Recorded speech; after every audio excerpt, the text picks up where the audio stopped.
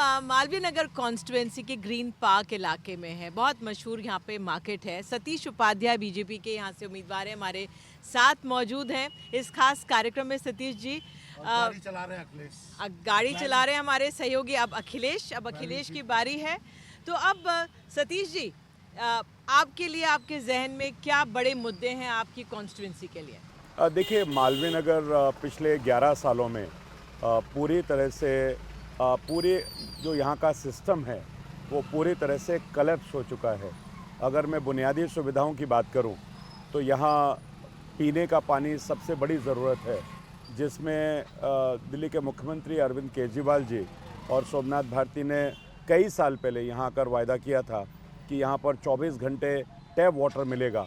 Tap water तो छोड़िए, यहाँ कंटामिनेटेड वाटर मिलता है, सीवर में मिला हुआ पानी मिलता है।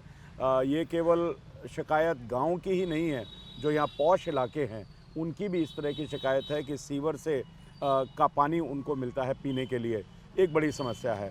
दूसरी यहाँ बड़ी समस्या है, यहाँ का जो सीवेज सिस्टम है वो पूरी तरह से कोलैप्स हो चुका है।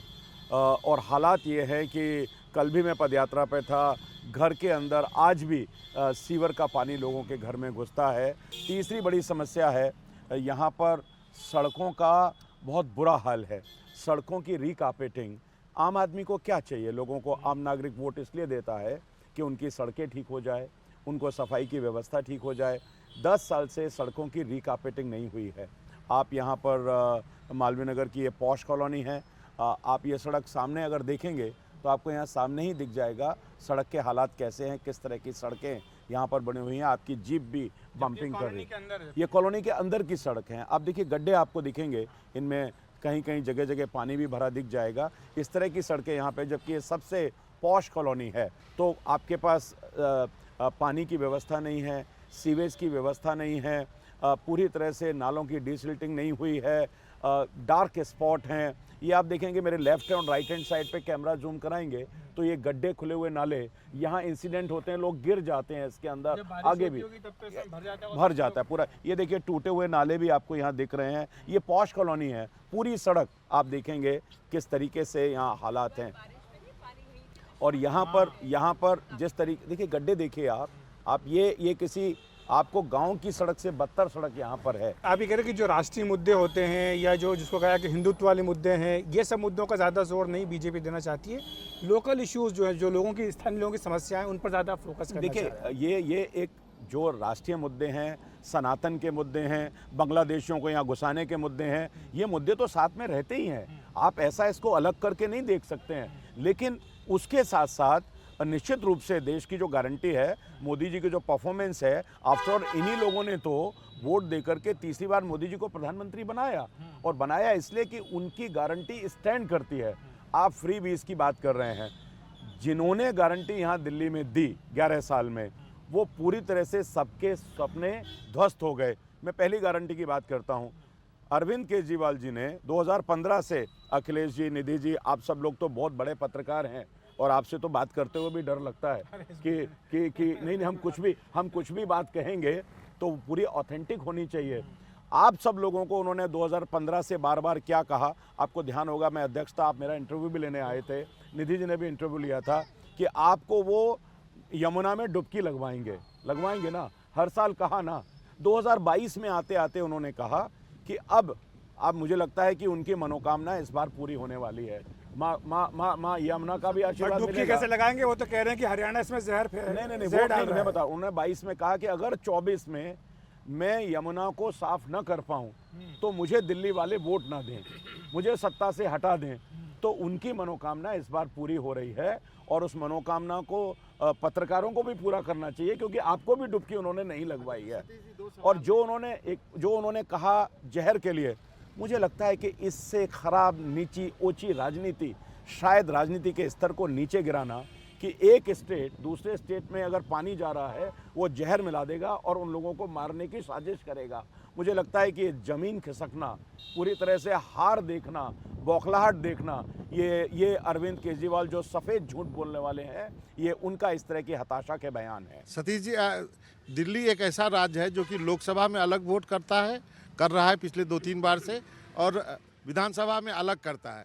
तो क्या इस बार बीजेपी का 26 साल का वनवास खत्म होने वाला है? 100% खत्म होगा, क्योंकि मैं आपको बताता हूँ, मैं राजनीतिक शास्त्र का विद्यार्थी भी हूँ और राजनीति में हूँ भी हूँ।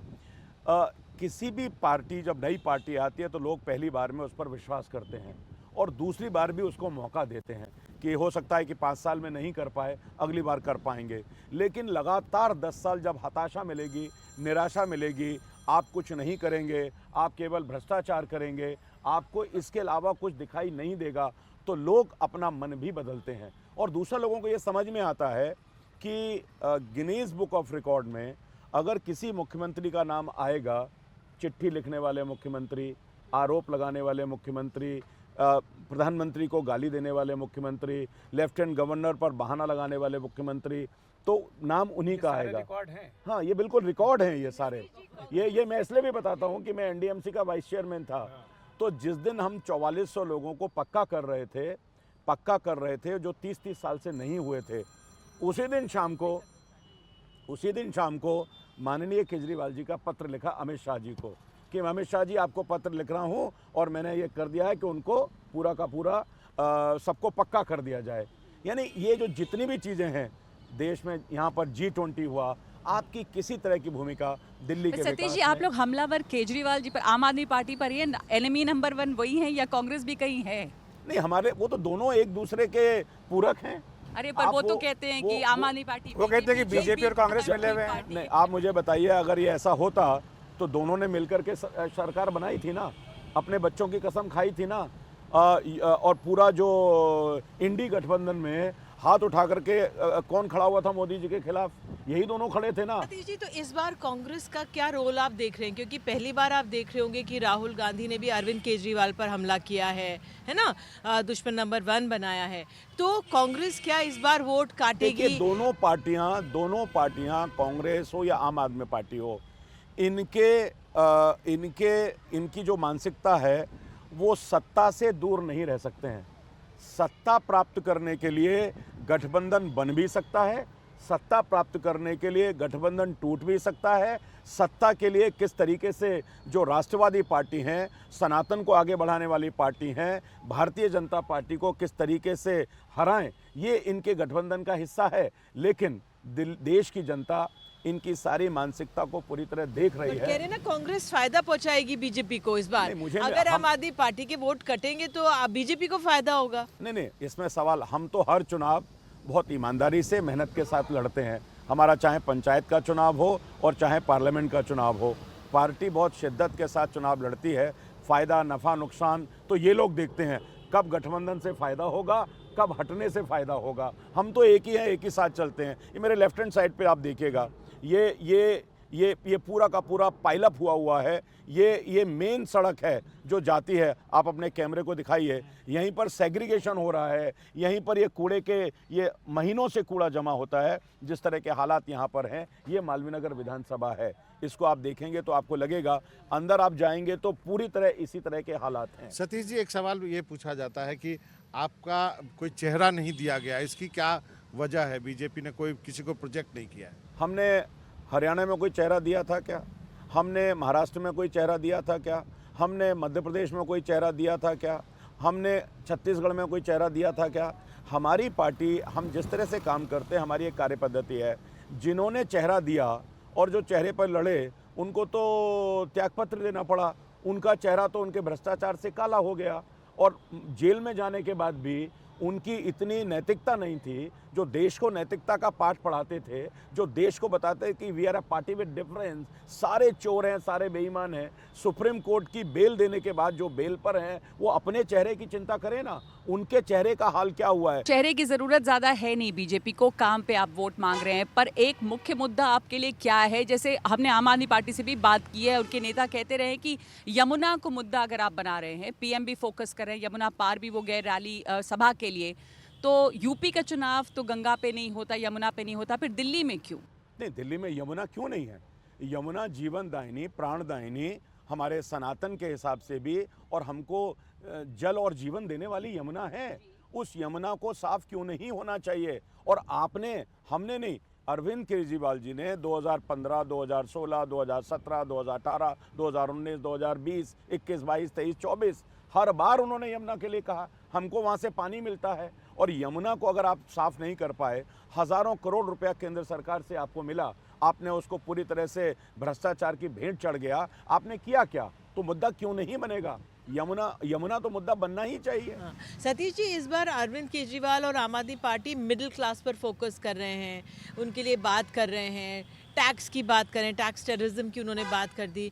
आपको क्या लगता है जो उनकी ये स्ट्रैटेजी है ये डाइवर्ट कर रही है या फिर क्योंकि आपकी कॉन्स्टिट्यूंसी में भी बहुत मिडिल क्लास हैं लोग? देखिए, उनको जब अगर ये आपके सवाल में ही आपका जवाब है, अगर मिडिल क्लास उनके साथ होता तो उनको नई स्ट्रेटजी बनाने की ज़रूरत नहीं पड़ती। अगर उनके पास ये होता तो उनको अब वो क्यों बना रहे हैं? क्योंकि उनका जनाधार खिसक रहा है हर तरह से, चाहे वो झुग्गी झोंपड़ी हो। हमने 6 महीने से झुग्गी झोंपड़ी में काम किया है, हमने ईमानदारी से वहाँ उनके साथ खड़े हुए हैं, हमने उनकी तरह से फ़ोटो अप नहीं किया है। और जो मिडिल क्लास है वो पूरी तरह से युवा हैं, महिला हैं, वो उनसे पूरी तरह से अलग हट चुके हैं और इसलिए वो अब अलग अलग क्लास की बात कर रहे हैं। पूरा जनाधार खिसकने के कारण ये हालात आम आदमी पार्टी के बने हैं। एक वीडियो आपने शेयर किया था एक्स प्लेटफॉर्म पे, आप सब्ज़ी खरीदने गए थे, आप किराने की दुकान पे भी गए, आप सबसे प्रचार कर रहे हैं। क्या आपको लगता है कि लोगों के मन में ये सवाल भी कि थोड़ी सी महंगाई का जो मुद्दा है इसको भी एड्रेस किया जाना चाहिए? नहीं, देखिए, महंगाई का मुद्दा हर बार आता है, लेकिन महंगाई जिस तरह से केंद्र सरकार आज कार्य कर रही है, जिस तरह से लोगों को राहत मिल रही है, जिस तरह से केंद्र सरकार सरकारी कर्मचारियों के लिए 8वें वेतन आयोग की भी घोषणा की है, अलग अलग तरीके से काम कर रही है, तो वो मुझे नहीं लगता कि वो इस तरह से ये मुद्दा कोई दिल्ली में बहुत बड़ा मुद्दा है। दिल्ली के विकास का मुद्दा, दिल्ली के प्राइड का मुद्दा, दिल्ली के गौरव को वापस लाने का मुद्दा, दिल्ली के साथ विश्वासघात का मुद्दा, दिल्ली के साथ झूठ बोलने का मुद्दा। मुझे एक बताइए आप, 11 साल में अरविंद केजरीवाल जी ने, कोई भी सरकार होती है, आप तो इतने बड़े पत्रकार हैं, कोई आइकॉनिक बिल्डिंग, कोई एक सेक्रेटरीट, कोई एक ऐसा पार्क, कोई एक ऐसी उपलब्धि इस दिल्ली सरकार की मुझे बताइए एक बिल्डिंग। कह रहे हैं कि आम आदमी पार्टी कहती है कि बीजेपी हमारा मैनिफेस्टो कॉपी कर रही है, ऐसा है क्या? बीजेपी उनकी तो केवल दिल्ली में सरकार है और पंजाब में है। हमको और पंजाब के क्या हालात है बताने की ज़रूरत नहीं, दिल्ली के क्या हालात है बताने की ज़रूरत नहीं, और हमको कम से कम अरविंद केजरीवाल की कॉपी करने की आवश्यकता नहीं है।